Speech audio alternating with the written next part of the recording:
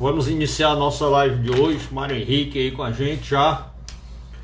E hoje nós vamos dar continuidade, eu, Mário, e os nossos seguidores, ao projeto Coronavírus Mundo Pós-Pandemia. Hoje, nossa conversa vai ser com o Dr. Vicente Pialino, que já entrou aqui, certo? Chamar ele para a gente começar a bater um papo leve enquanto o pessoal chega.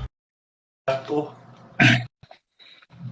Então, já estamos aqui no ponto para iniciar a nossa live de hoje no nosso projeto da TV Pitaguari, para debater com você as questões referente à pandemia, a visão de como está hoje a questão e de como pode ficar. Meu amigo Carlos Jarbas, do Maracanaú 2020, certo? Eu não posso dizer que estou com saudade dos debates não, viu, Carlos Jarbas? Mas é um prazer, estou com saudade de você. Tá aí, num sítio aí bem despreocupado, o Das Menezes também já aqui com a gente, só aguardando o Vicente. Enquanto o Vicente não entra, eu queria falar alguns tópicos do dia de hoje, certo? Vicente, o que é que houve, Vicente? Vamos chamar aqui o Vicente novamente. Pronto. Eu queria dar um abraço, um beijo gostoso, carinhoso. Pronto. Aí eu já o Vicente aqui com a gente. Enquadrando aí. Tudo bom, Vicente? Muitos amigos nossos já aqui. Carlos Jarba, Mário Henrique. Todo mundo já chegando aqui para conversar com a gente. Eu, o Valdir, Priscila Oliveira. Então, enquanto o Vicente se enquadra, eu vou continuar aqui, como eu dizendo, estava mandando um beijo, um abraço carinhoso para Sabina Neri. Vocês sabem quem é Sabina Neri? Sabina Neri é uma estudante de medicina que estava andando de bicicleta, mais a mãe dela em Brasília, e parou o passeio, desceu da bicicleta e foi defender os enfermeiros e os profissionais de saúde que estavam sendo agredidos e enxotados. E a Sabina, uma menina nova, estudante, foi agredida com a cusparada no rosto pelo Renan da Silva Sena. Mas vocês sabem a estupidez desse ato? O Renan da Silva Sena é funcionário terceirizado do Ministério da Mulher, da Família e dos Direitos Humanos. O cara é funcionário do Ministério da Mulher, da Família e dos Direitos Humanos. A Sabrina era mulher, estava com a mãe, e os direitos humanos a gente tem que respeitar todo mundo. E ele estava lá agredindo os profissionais da saúde, e como a Sabina saiu para defender os profissionais, o rapaz lá deu uma cusparada no rosto dela. E pela entrevista da Sabina, ela disse que ele só se dirigia e só ofendia as mulheres. Aos homens, ele passava pelos homens e ia ofender as mulheres. Ou é um caso de machismo muito grande, ou de covardia muito grande, que ele sabia o que é que podia levar de volta se fosse agredir um homem. E isso acontecendo num período desse, onde a gente precisa de muita solidariedade, de muita harmonia. E antes de começar com o Vicente, eu vou só dar uma notícia boa que eu acabei de receber. Dos 225 casos de Covid de Maracanaú, 182 já foram recuperados. Já fizeram o segundo exame, não estão mais com tosse, nem com febre, e foram recuperados.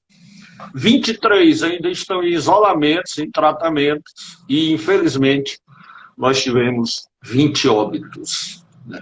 Dentre esses óbitos, nós começamos a ver pessoas conhecidas, amigos, gente que a gente convivia, que a gente fazia política, que a gente fazia história do município. Pessoas que deixam de ser um número, aí é quando você começa a sofrer, realmente, porque elas deixam de ser um número e passam a ser aquela conhecida, a Dona Maria, o seu amigo. Isso é o que começa a acontecer. Mas vamos ter fé em Deus e vamos para frente. E aí, Vicente, estamos aí juntos? Pois é, Alan. Boa tarde a todos. Parabenizar mais uma vez aí a TV Pitaguari em seu nome. Você me perguntou se está tudo bem, né? A gente sabe que não está tudo bem, né? A gente literalmente, até a gente espera que a gente esteja né? Queira Deus que a gente esteja no platô dessa dita curva, né? Para que depois ela comece a cair. Mas a gente...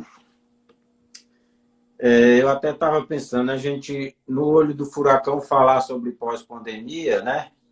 Mas, na verdade, nós estamos na própria, né? Nós estamos vivendo a própria pandemia.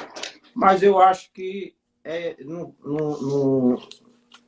vale a pena a gente conversar algumas coisas, até porque muitas coisas o novo mundo pós-pandemia, ele vai acontecer assim que a primeira curva cair, se é que vai ter a segunda. Então, muitos comportamentos nós vamos adotados durante a pandemia, nós vamos ter que manter certamente por algum tempo, né? Pós-pandemia, né, Alan?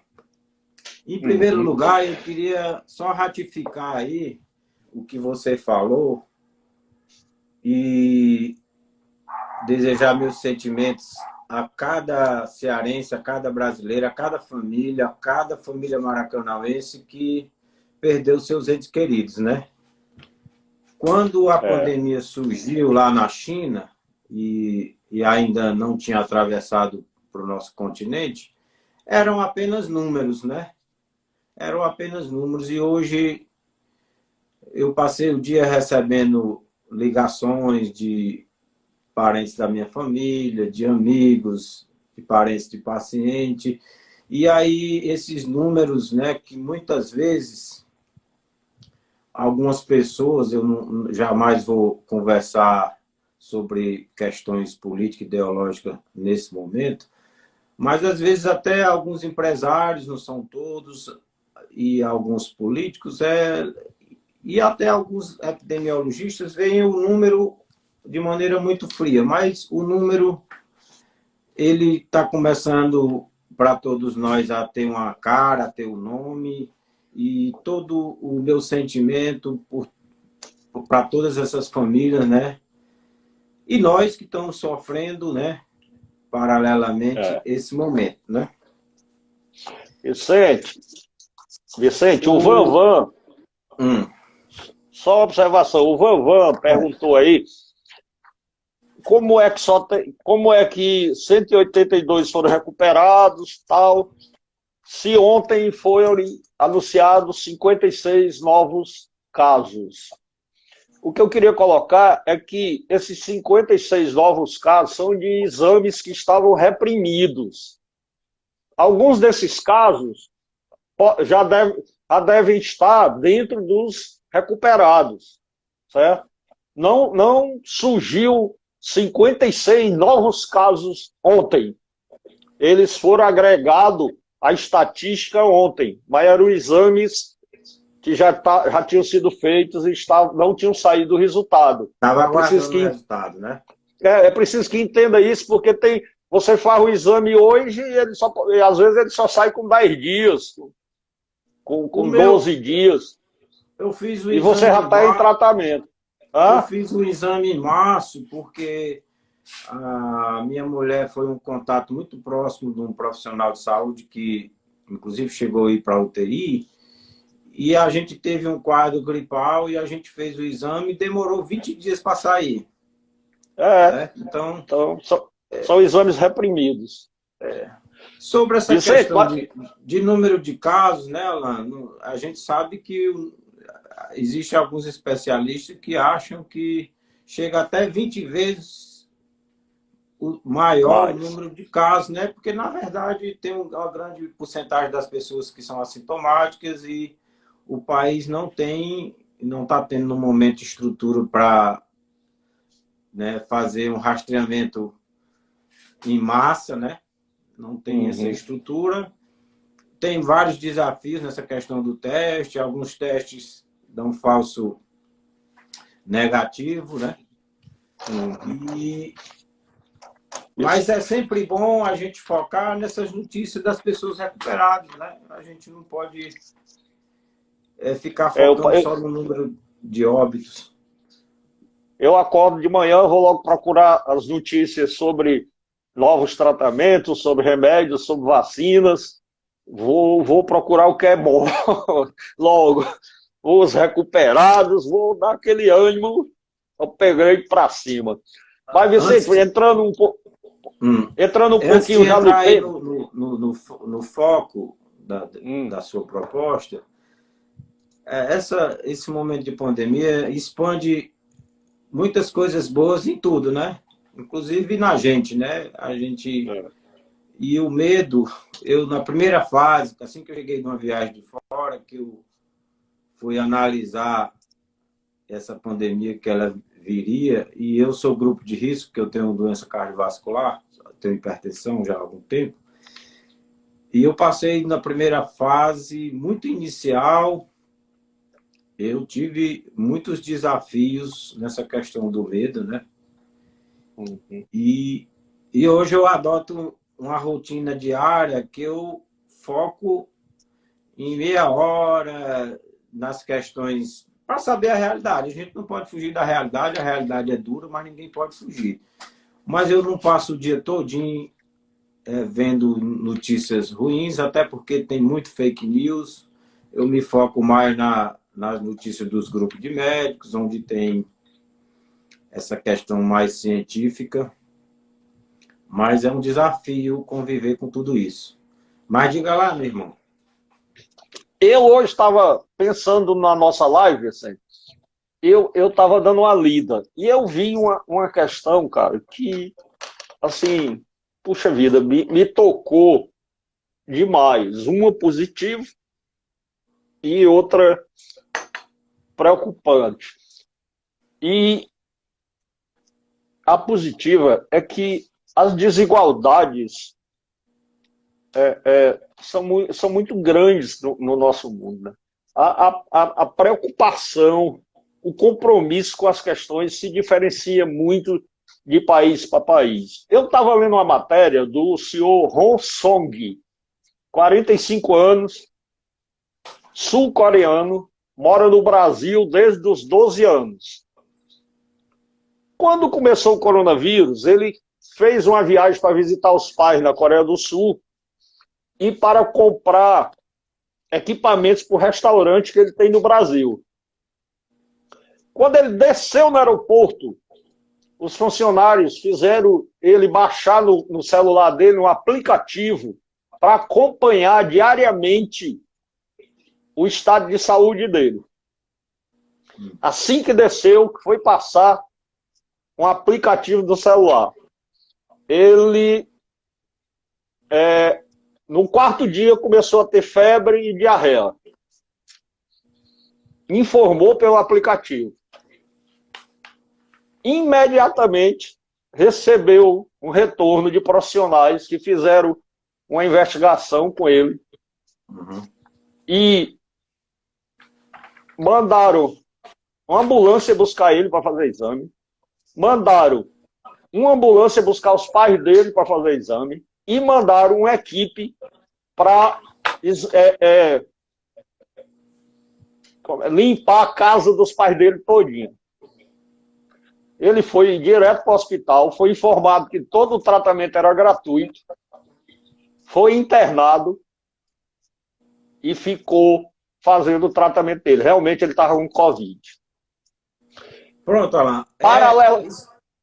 Sim. Paralelo a isso, só terminando, paralelo a isso, lá tem um site público aonde todos os pacientes entram no site com um número, a data de nascimento, o bairro onde mora, não entra o nome, um número, a data de nascimento, o bairro onde mora, o provável local onde foi infectado para as pessoas que passaram por lá e irem fazer o exame.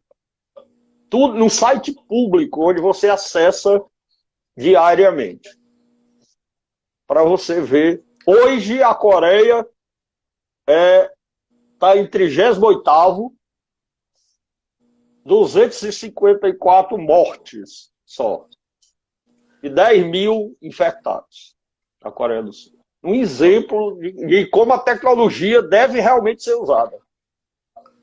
Não, isso aí já é suficiente, a gente já pode terminar a live aqui, certo?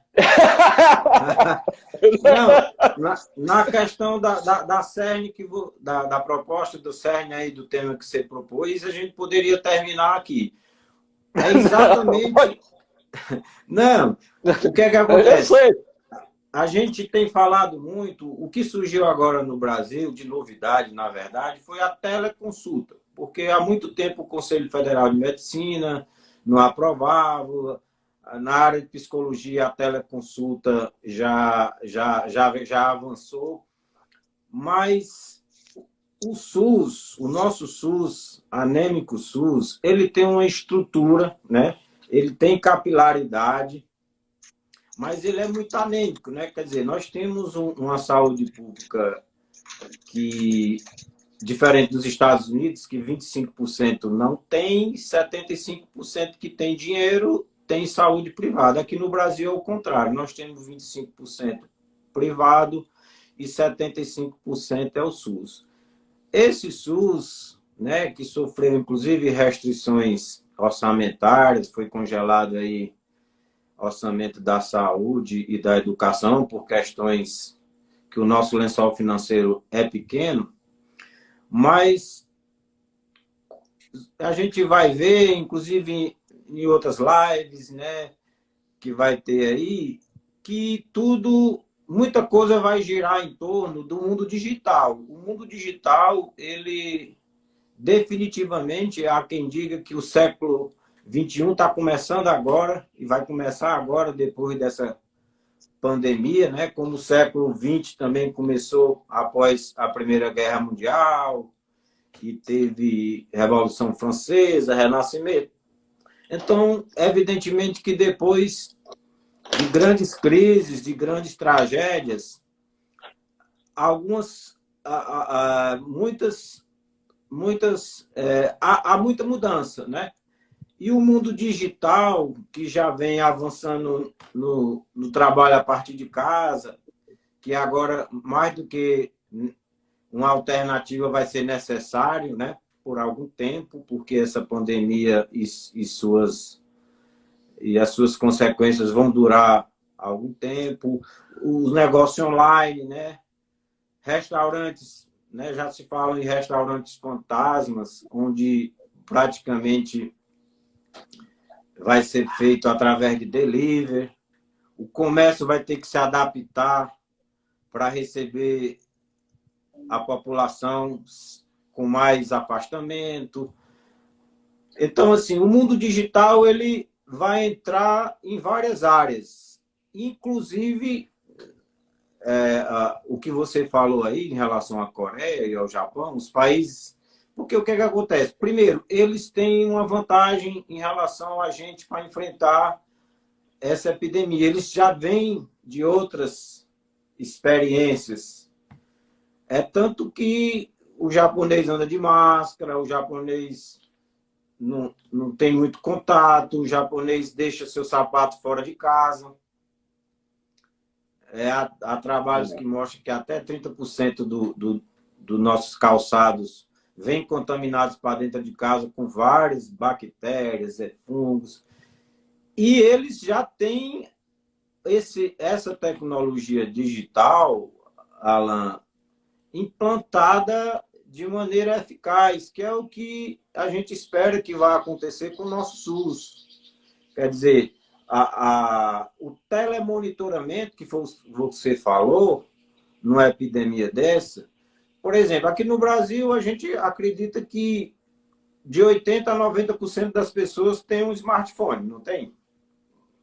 Então, através de aplicativos, né, uma rede de saúde primária, então o mundo digital estão se pensando muito, é exatamente isso, a gente não tem que ter prontuário eletrônico para todo mundo, tem que ter monitoramento, o pessoal já está planejando planos de saúde digital, que é aquele plano de saúde que vai fazer isso aí não só em condições anormais, mas monitorar o paciente em casa, os aplicativos, o cara vê a pressão do cara, como é que está a glicemia, como é que está o humor dele.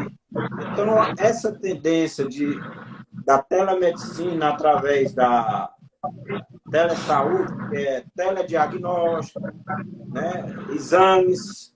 Então, isso aí é que torna possível você fazer o que eles estão fazendo lá. Essa abertura, né? Essa abertura. Nós não usamos essa tecnologia aqui. O nosso paciente, você falou aí de desigualdades. O que é que acontece? O que é que eu vejo? Hoje, no Brasil, o paciente do SUS, uma grande maioria, vamos falar da pandemia, ele vai ter dificuldade em chegar a ser atendido, ele vai ter dificuldade em ter acesso às armas que a gente tem, de medicamentos. Então, assim, é muito complicado essas decisões que estão querendo tomar de colocar todo mundo na rua. Acho que a economia é importantíssima, não tenha dúvida, mas é complexo. Então, a medicina e a atenção primária, tanto no foco de telemonitoramento, a teleconsulta, que agora, quer dizer, fazer uma consulta mesmo. Claro que tem alguns especialistas, uma consulta onde vai ter um prontuário, o profissional de saúde pode fazer uma ligação de vídeo, vai ser tudo registrado, vai ter um consentimento pré-informado mostrando que aquela consulta ela tem limitações, porque não vai ter exame físico, mas é o futuro para nós, mas para alguns países já é uma realidade. Vicente, eu estava vendo o seguinte, no auxílio emergencial, eu achei um grande avanço eles conseguirem atender os milhões de pessoas com um aplicativo que foi feito imediatamente, né? Então, na minha visão, é mais uma falta de visão de como a tecnologia pode ser usada na saúde, e não de falta de condições de fazer.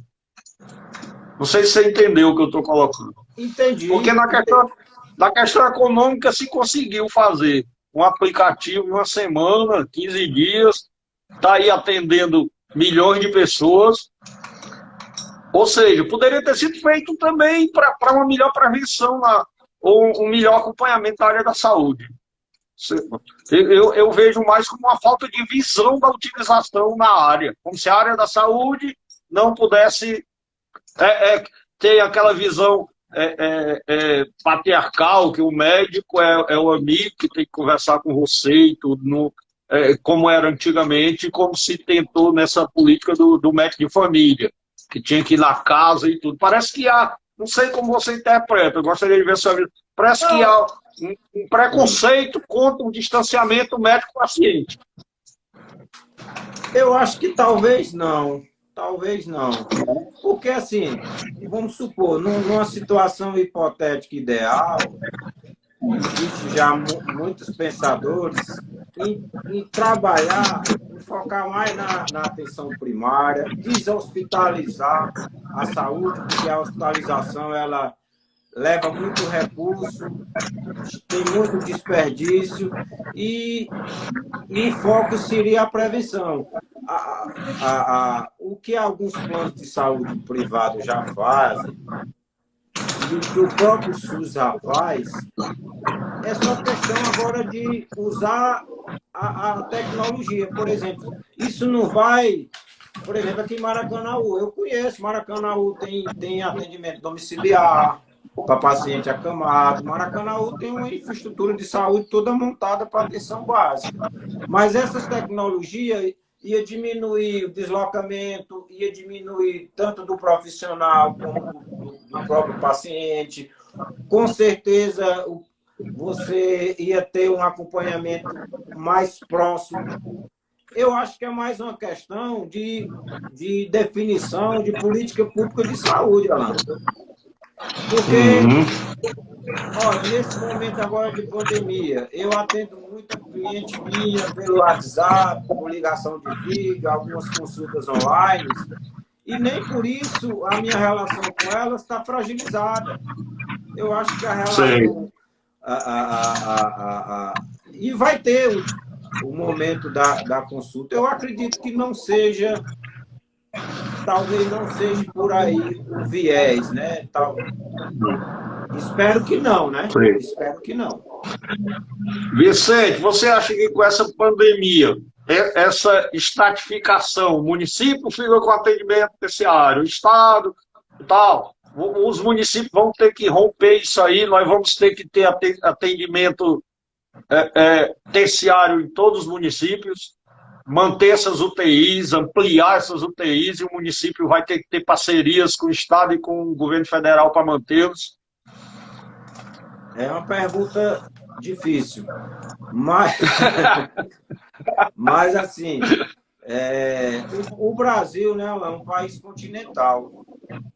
É um país continental e é um continente. Para você implantar um sistema de saúde é desafiador.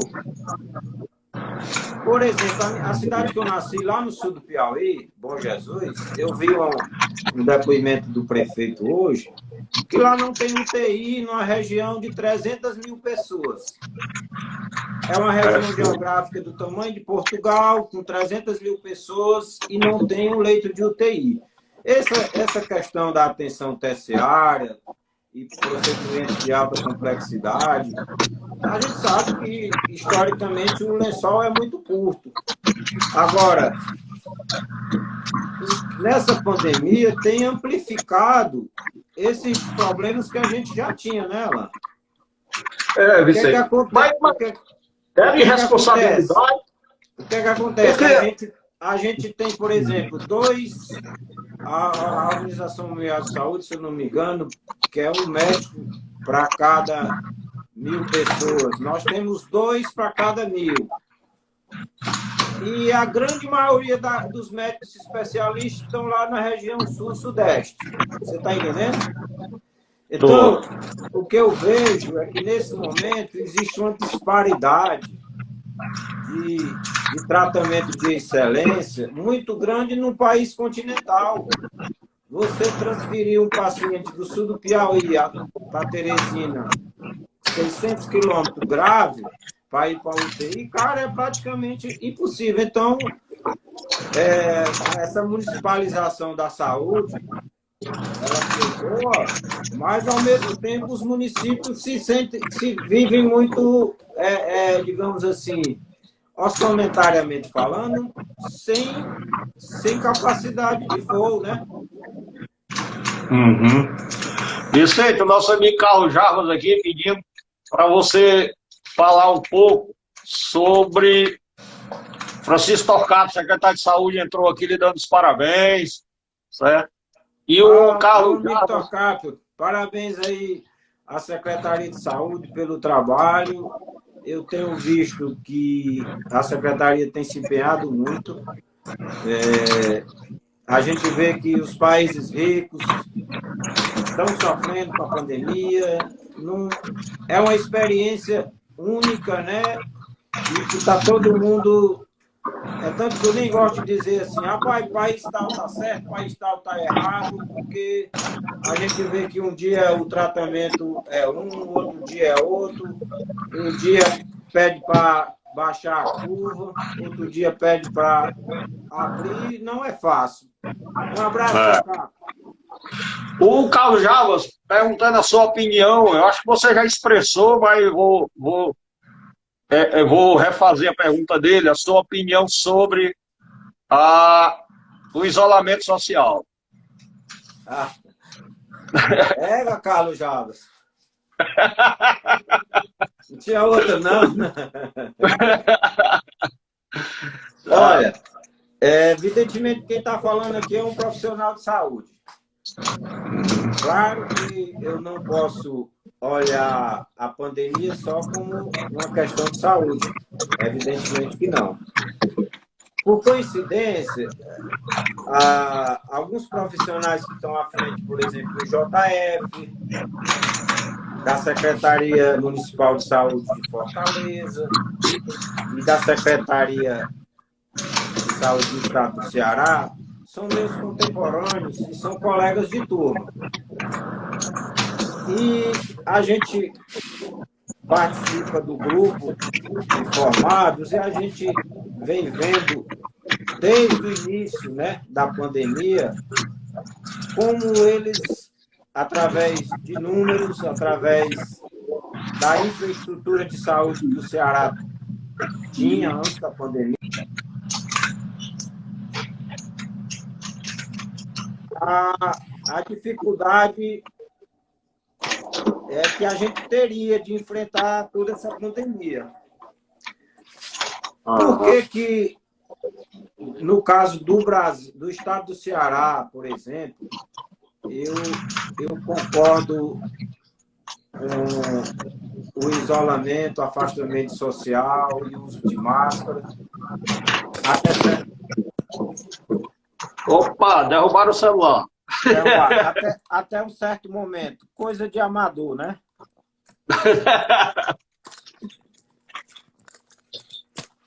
Pronto. Até certo ponto.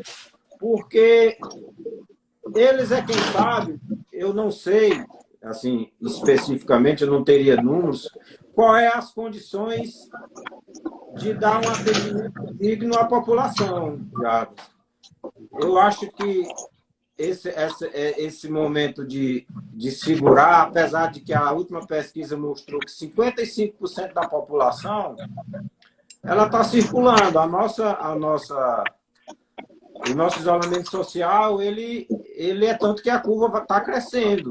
A turma está crescendo. Agora, tanto que como o Alan você falou, deve ter visto hoje, alguns países... o governador fechou, né? Hein? Você deve ter visto hoje que o governador prorrogou e criou normas mais rígidas hoje. Pois é. Já.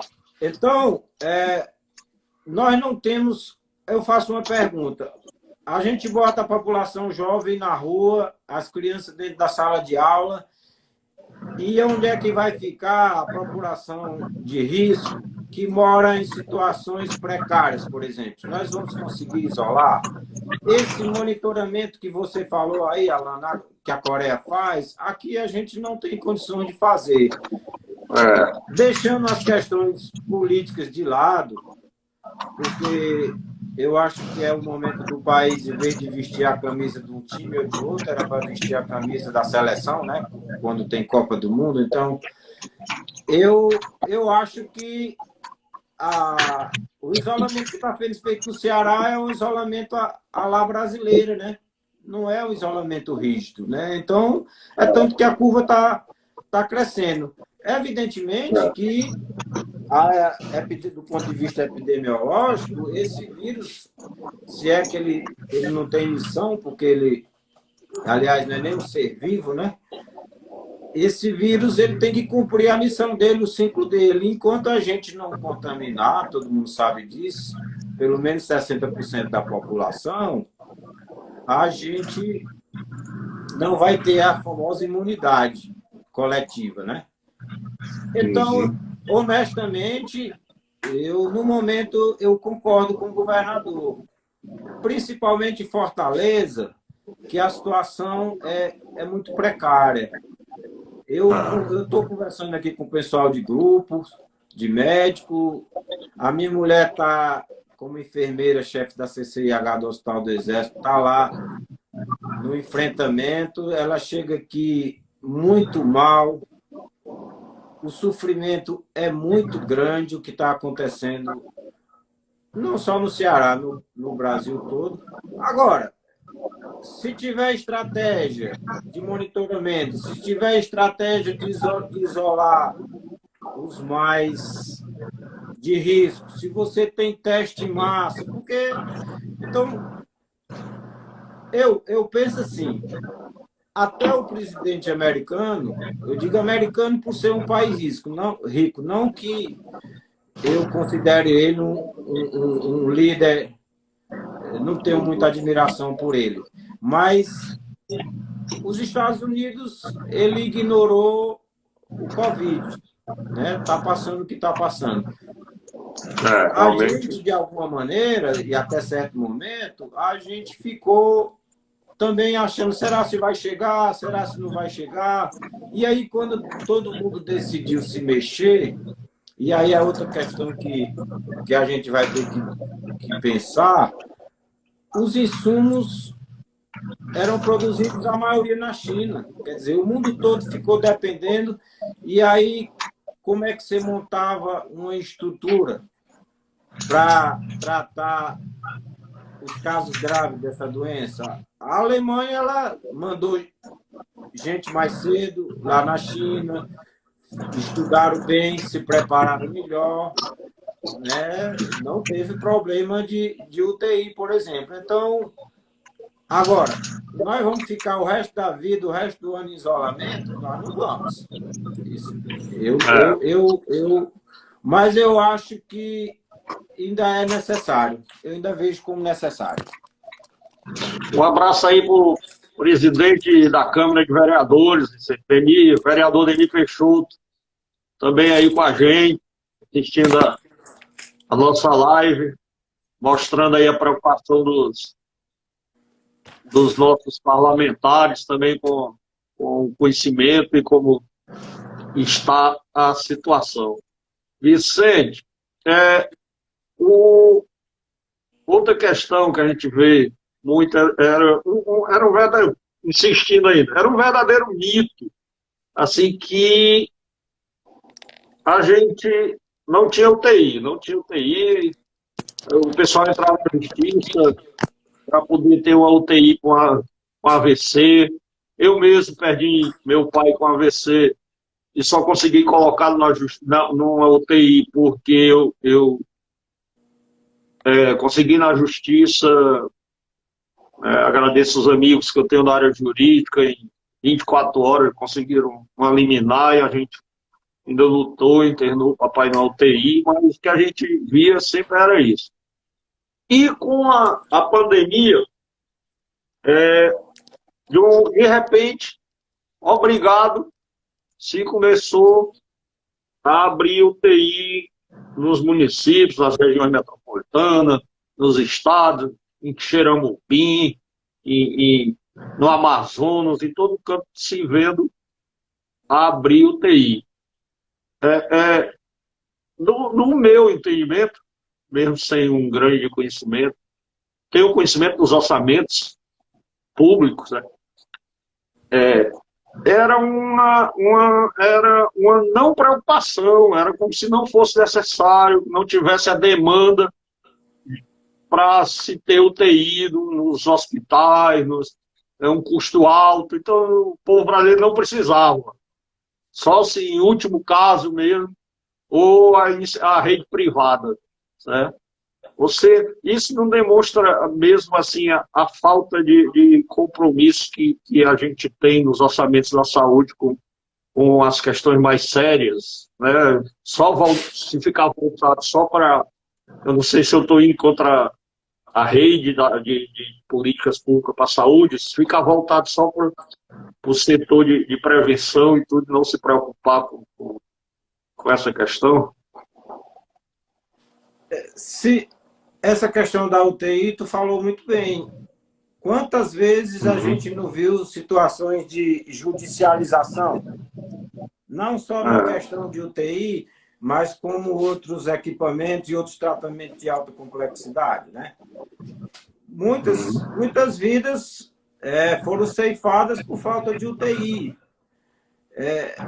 É uma questão, Alan, a sociedade vai ter que discutir o que é que ela quer, o que é importante, né? O que é importante? É importante uma saúde de qualidade para todo mundo? É importante ter uma saúde de qualidade em todo o país? O que é importante? Eu não, assim, a curto prazo, eu não sei, o país vai sair num momento financeiro muito complicado depois dessa pandemia e ninguém sabe, na verdade, como você falou, o UTI tem alto custo de manutenção. Para a UTI, tudo 10 vezes, no mínimo, mais caro do que a atenção primária, muito mais. Então, assim, você tem que ter profissionais especializados, né? Você tem que ter toda uma equipe especializada. Então, montar uma UTI não é tão caro. Agora, mantê-la funcionando tem um custo. Agora, para isso, a sociedade vai ter que decidir ela vai ter que pressionar, né? Ela é que vai ter que pressionar para que essa realidade mude. Uma pergunta aqui, como é que você vê se realmente está se conseguindo, Vicente, um atendimento,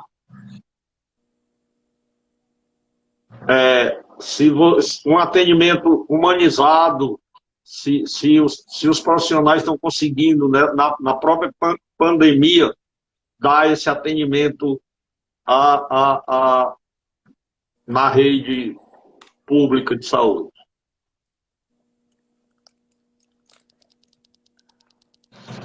Alan, quem foi que falou? O Eudásio. Eudásio? É.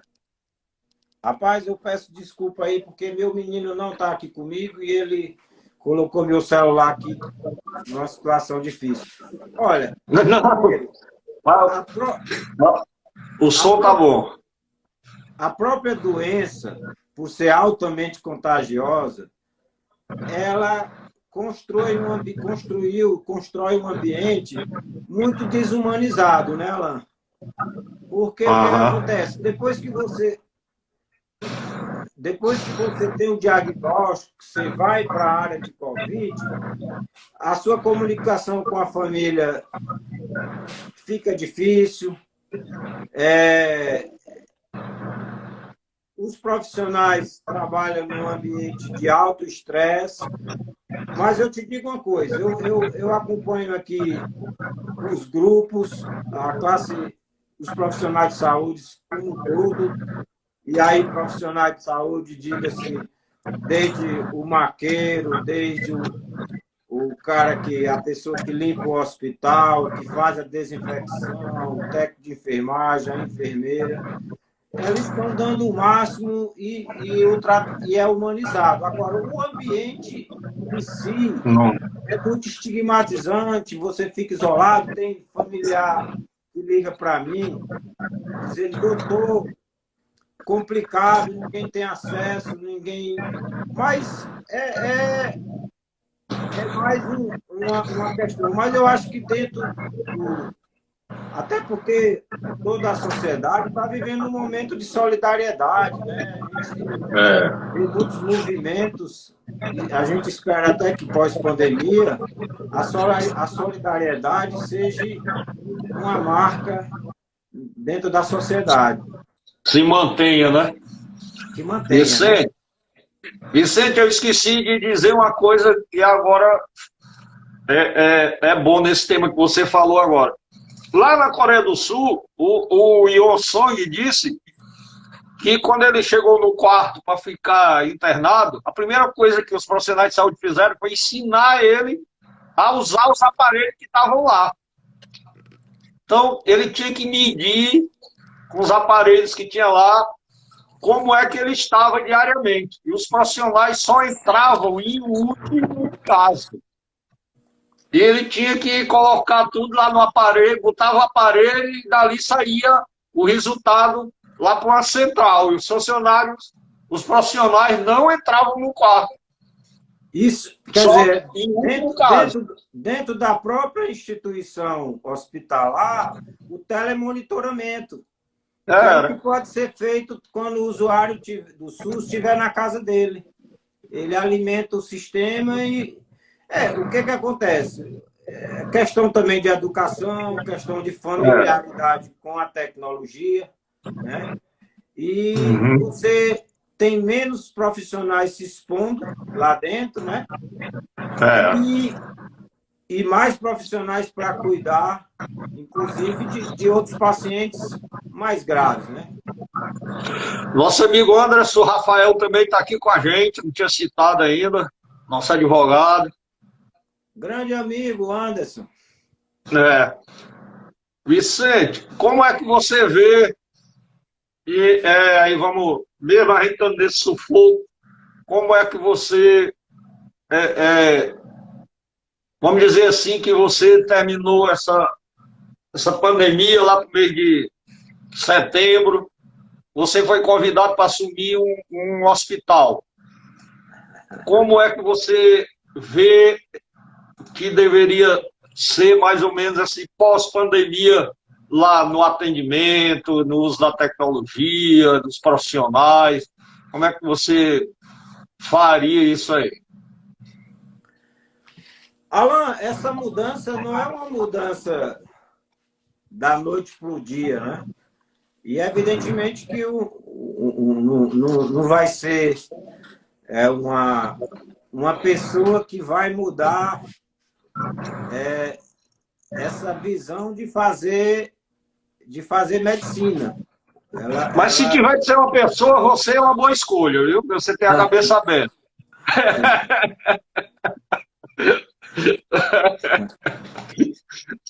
Mas claro que o tratamento tem que ser cada vez mais humanizado. A gente precisa investir muito. Uma das tele na área de saúde é a teleeducação. Então, o usuário, o cidadão, ele precisa cada vez mais ter o autocuidado.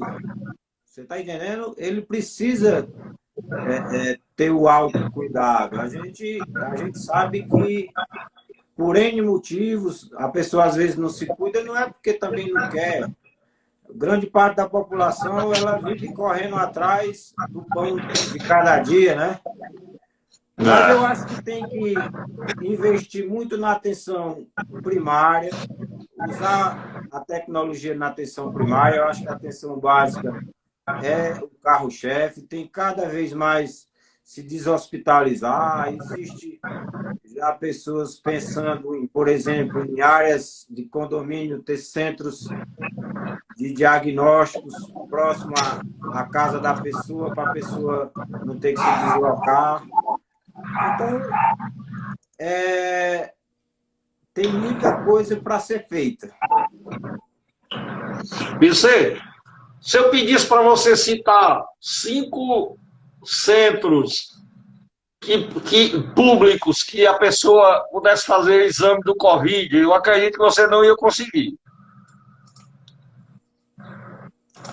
Assim, eu acho que é outra questão que eu acho muito deficiente. Tu diz Tá? hoje, né? Hoje. Rapaz, é tanta desinformação, é tanta contra-informação, é tanto fake news, que é difícil. Aliás, se você for querer fazer um exame hoje privado, você vai ter dificuldade. Você Tendo vê. plano de saúde, você vai ter dificuldade. Mas eu pessoalmente, eu não sei te dizer, mas eu acredito que em Maracanaú tenha toda uma infraestrutura de teste, né, para pacientes suspeitos. Eu não sei como é que está distribuído esses centros. É isso que eu ia colocar. Para paciente já com a grande suspeita, né? Eu não sei porque eu me apaixonei pela a Coreia do Sul, sabe? Lá eles têm 700 centros de exames. O cidadão chega e faz um exame. Não precisa chegar se acabando, não. 700 centros distribuídos para você se dirigir e fazer o exame. Quer dizer que será que é tão complicado você estar lá? Nós não temos laboratórios com capacidade. É incrível o que essa pandemia está fazendo a gente reavaliar a nossa saúde. Não acha, não?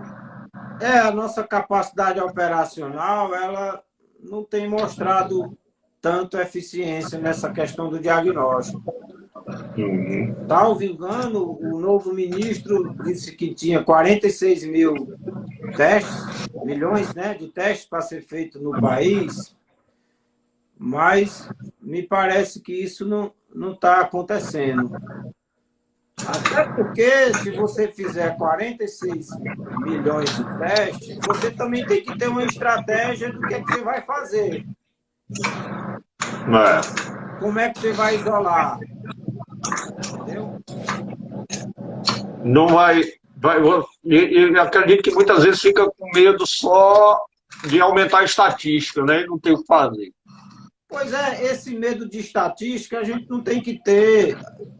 A gente sabe que a curva vai subir.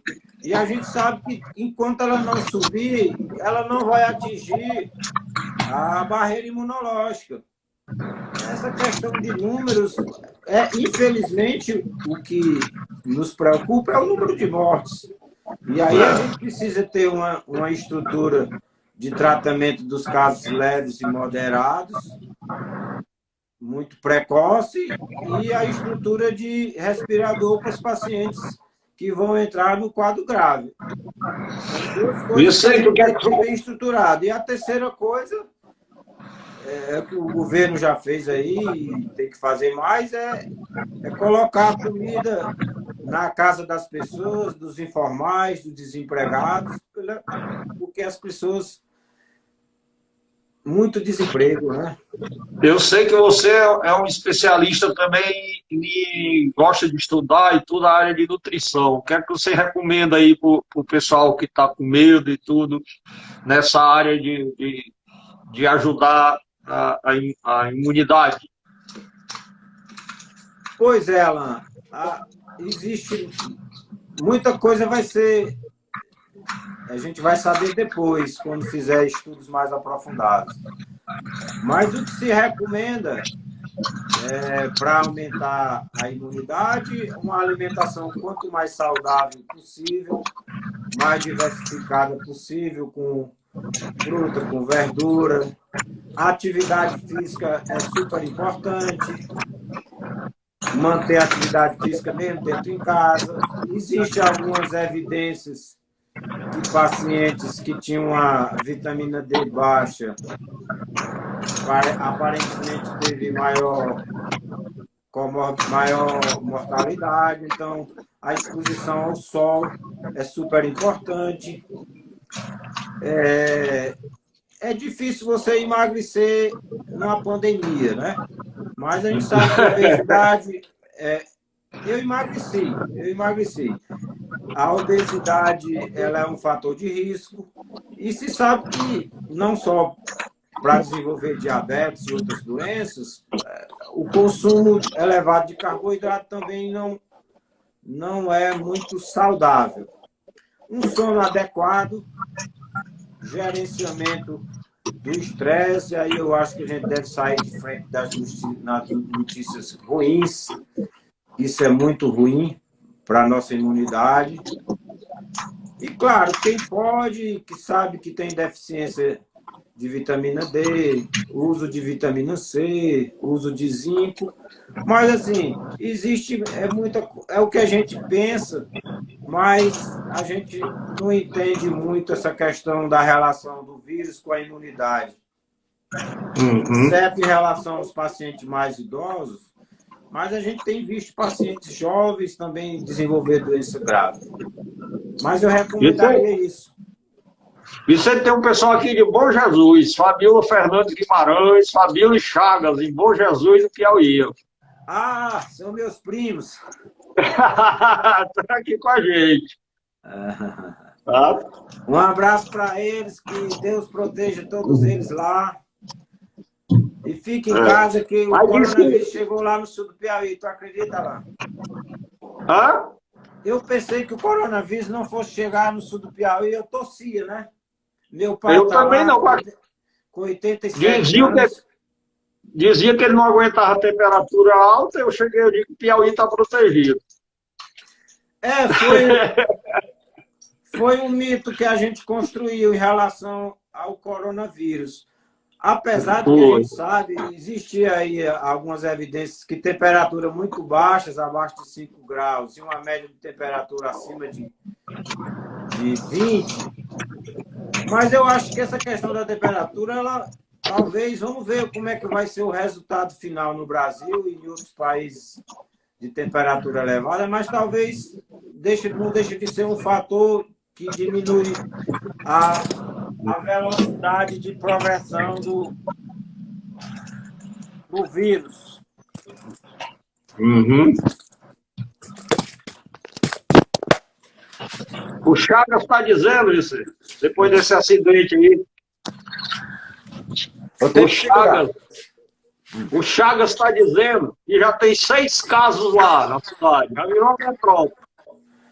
Cara, eu vi essa notícia hoje, inclusive eu vi o depoimento do prefeito de Bom Jesus. Uhum.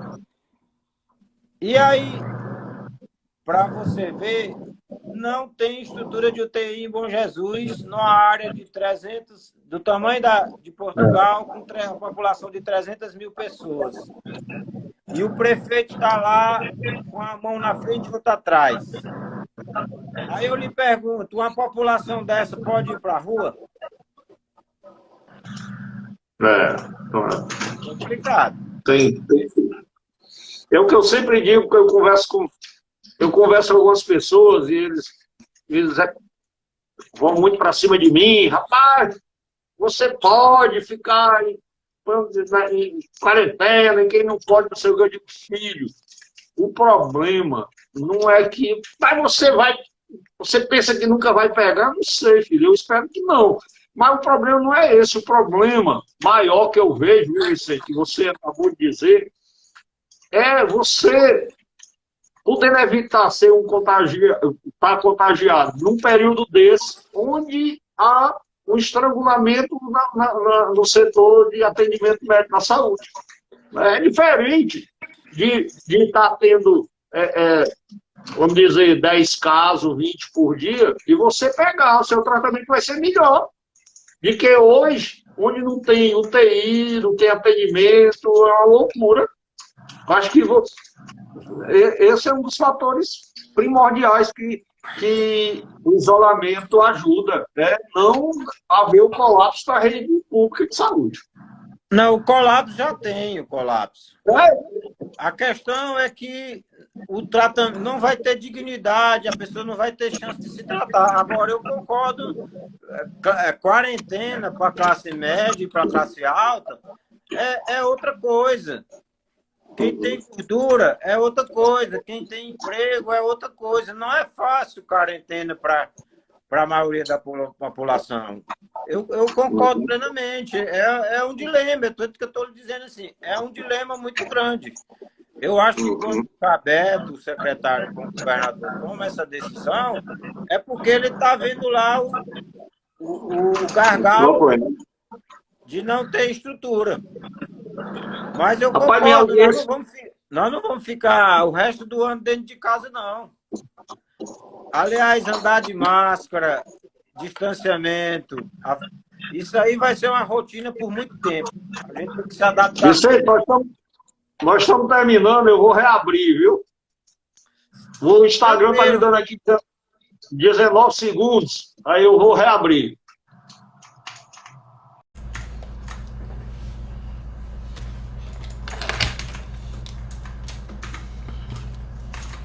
Pronto, estamos reiniciando aqui, só esperar o pessoal retornar para a gente voltar ao tema palpitante aqui, cheio de informações, com o Dr. Vicente Peolino, médico, aqui no município de Maracanaú, em Canindé, Fortaleza, com vasta experiência, e nós vamos continuar.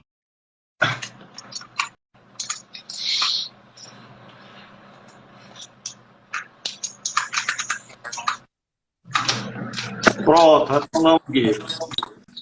Eu vou começar com o Instagram, vou dizer que as nossas lives estão com audiência enorme, até no Piauí, aumentou minha audiência no Piauí, certo? E para ele liberar o tempo. Você tem muito primo lá do Piauí, viu? É só primo aqui. Lembrança, primo. Tudo bom, primo? Você... E eu Rapaz, sei como você... A minha família basicamente está toda lá no Piauí. Tenho muita saudade deles. Não é muita bom. Saudade deles. E eu sei também que você... A minha primeira viagem internacional vai ser para o Piauí. Pronto, vai para o reino do Piauí. É bom porque tem o mesmo clima do Caribe, né? E não diferencia muito lá. E... Rapaz, Allan Kardec, nós dois somos dois dinossauros, né? Em relação ao digital. E eu topei esse desafio, mas eu vou comprar um pedestal, eu vou montar uma estrutura melhor, porque mais do que nunca o mundo digital ele vai fazer parte da nossa vida, né? Então eu peço desculpa aí pelos acidentes. E você sabe que a TV Você sabe que a TV Pitaguari quer me contratar para você conversar aqui com o pessoal sobre saúde, sobre nutrição, sobre todas essas questões. Você sabe disso, tá? Espaço aberto. Olha aí, rapaz. Uma coisa boa. Se eu soubesse que eu tinha feito essa live antes. Vicente, cara, deixa eu te falar uma coisa. Digo. Um dos problemas que a gente já sabe que a gente vai ter e que a gente está tendo durante essa pandemia é a questão psicológica, a questão pós-trauma por tudo isso. Eu hoje tive um dia difícil, viu, Alan? Não foi um dia fácil, não. Eu estive na clínica atendendo algumas gestantes, porque apesar de eu ser grupo de risco e estar saindo pouco de casa, mas eu tenho que atender algumas grávidas. Eu tive hoje amanhã na clínica e muitos desafios para resolver de pacientes pelo WhatsApp. E não estava bem.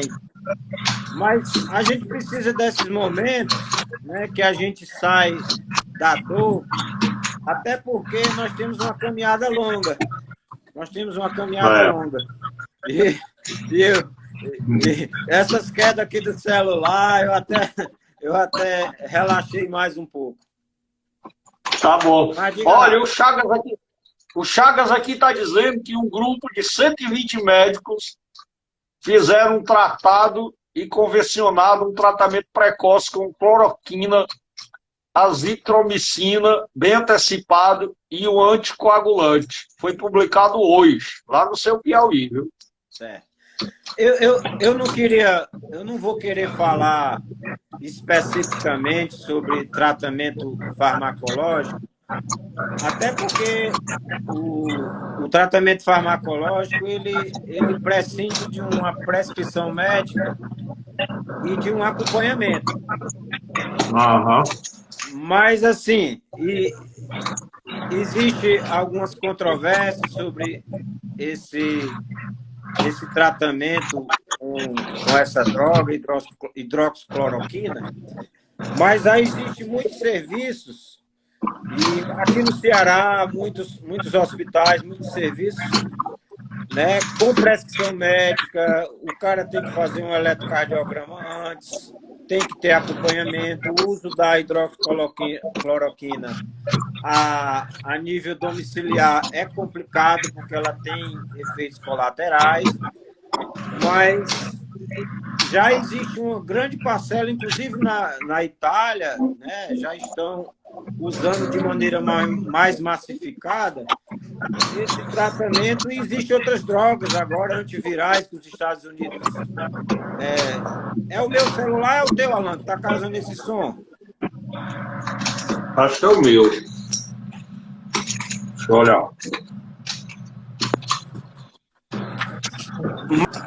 Mas existe esse protocolo no tratamento leve da doença, que muitos serviços estão sendo usados. Inclusive, eu tenho conhecimento aqui no Ceará de muitos serviços que estão sendo usados.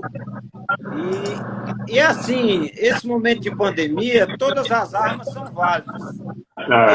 Desde que você não coloque em risco, e muitas vezes até você está colocando um certo risco do paciente. Em relação a anticoagulante, a doença COVID, ela é uma doença, na verdade, ela é considerada uma síndrome, porque ela se manifesta de várias maneiras, desde a forma leve, que parece uma gripe, né? Até as formas mais graves. Nas formas mais graves da doença, descobriram que existe a questão do tromboembolismo.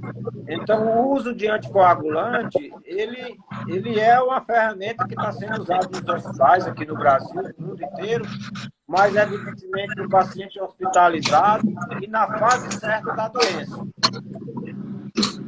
A gente precisa, como cidadão, a gente precisa acreditar na ciência. A medicina do mundo hoje, ela está em intercâmbio direto. Tudo que é publicado é sabido no mundo inteiro. E à medida que essas ferramentas vão chegando, cada país vai usando, dependendo, inclusive, claro, da sua capacidade financeira, da capacidade de adquirir essas drogas. Mas o anticoagulante, ele trata uma das facetas da doença grave, que é o tromboembolismo, inclusive a nível pulmonar. Entrou aí também assistindo com a gente aí, Vicente, uma companheira sua, Ana Patrícia, enfermeira, né? Está trabalhando, está na linha de frente aí no Hospital de Maracanaú, no combate ao Covid, viu? Eita, mais uma guerreira. Uma guerreira. Que Deus lhe proteja e proteja os pacientes, que lhe dê força. E a sua tia Leda está assistindo e mandando um abraço, viu? Pode devolver um abraço aí para a sua tia Leda. Grande abraço, saudades. Olha, Vicente, eu tentei sempre fazer a Ana Patrícia está agradecendo aí. Eu tentei fazer uma live, como sempre eu tento, para cima. Mas eu deixei por último aqui outra notícia que eu li, que eu fiquei assim, queria discutir aqui de pouco com você e os nossos seguidores.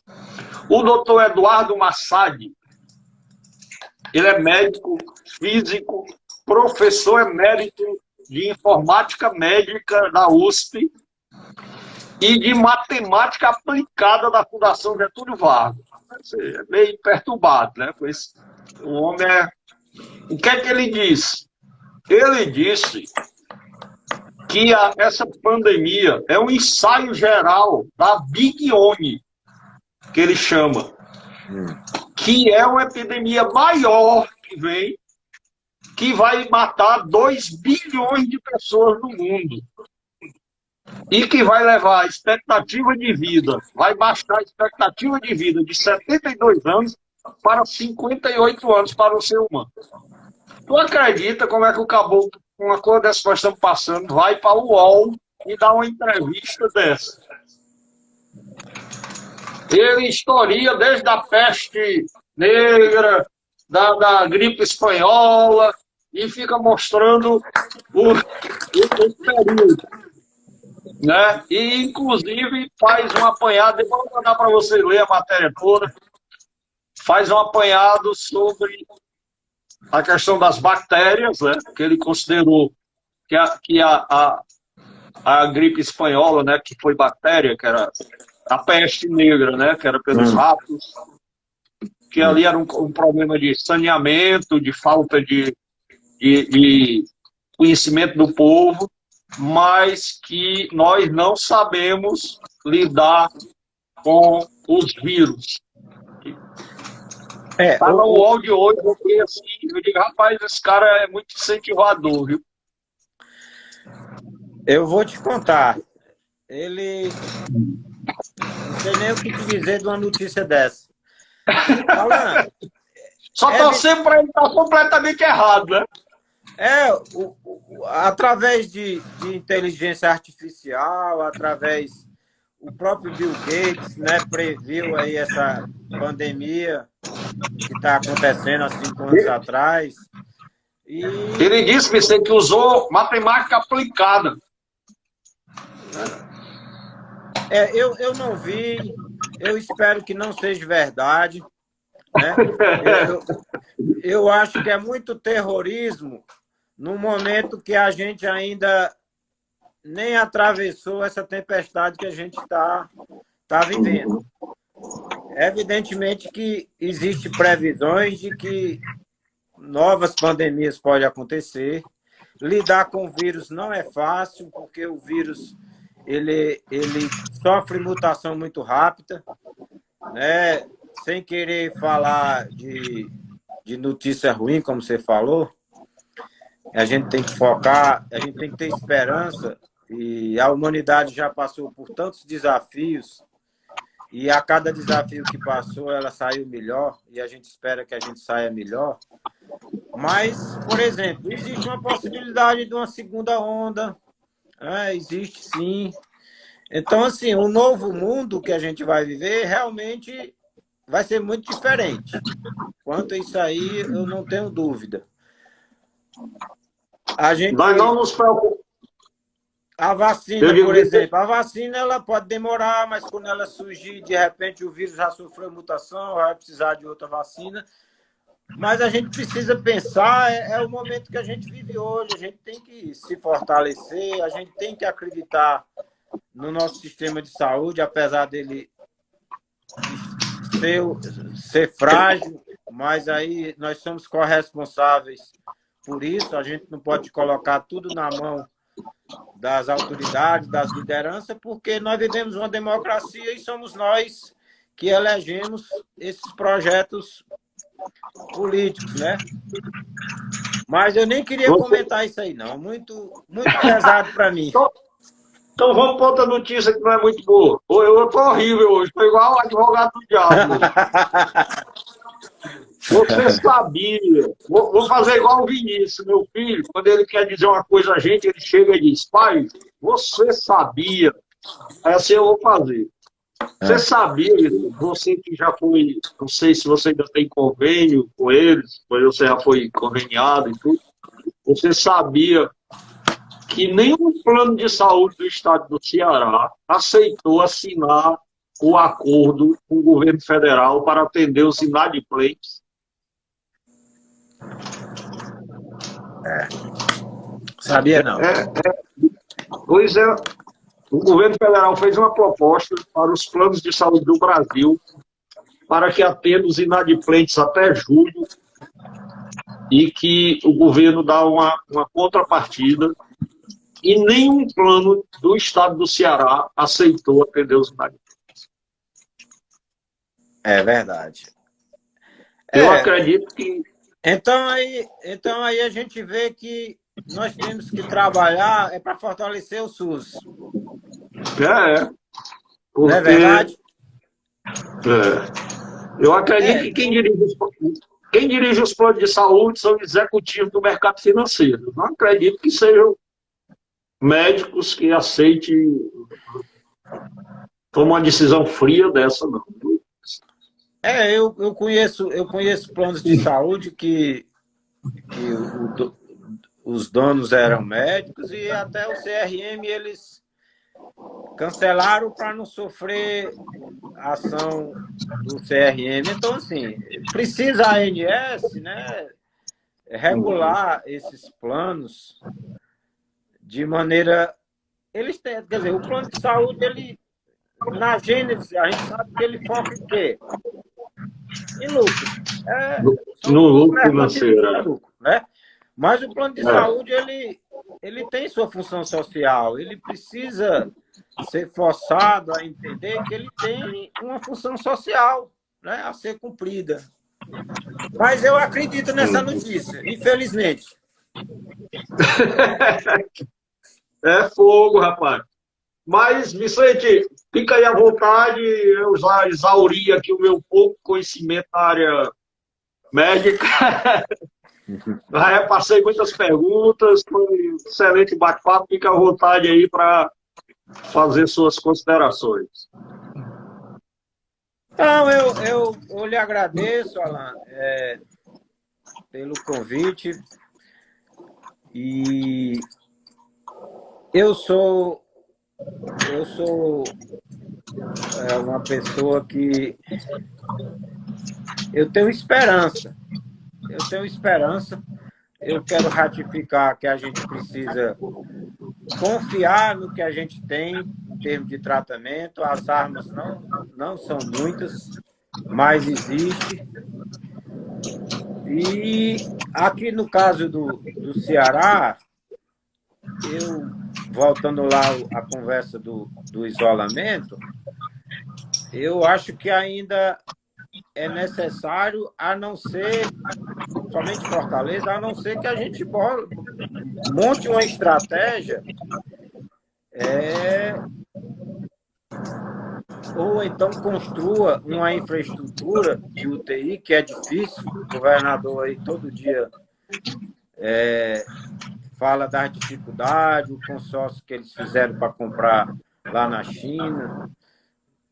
Então, assim, eu queria só lhe agradecer e pedir à população nossa que, dentro do possível, fique em casa. Eu também, Vicente. Use máscara, se mantém em distanciamento e aí, a cada semana, a gente vai vendo quais são as decisões que vão ser tomadas. Eu lhe agradeço aí a participação e quero dizer que me considero um amigo e irmão.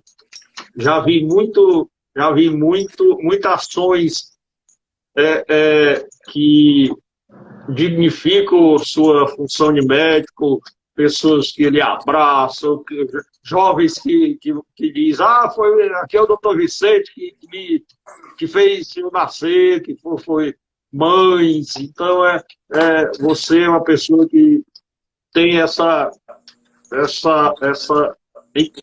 empatia com o povo, sabe? Eu acompanho de perto. E da minha parte, você sabe que você foi fundamental para a vida de 2 filhos meus, sabe? Eu esqueço nunca, a Beatriz e o Vinícius, sabe? Você foi uma pessoa fundamental, todos os 2 nasceram com problemas médicos e você foi de uma força e de uma energia incrível. Então, nós vamos para frente, são pessoas que acreditam nos outros, que acreditam na vida, que acreditam na humanidade, que nós vamos partir e continuar essa nossa luta.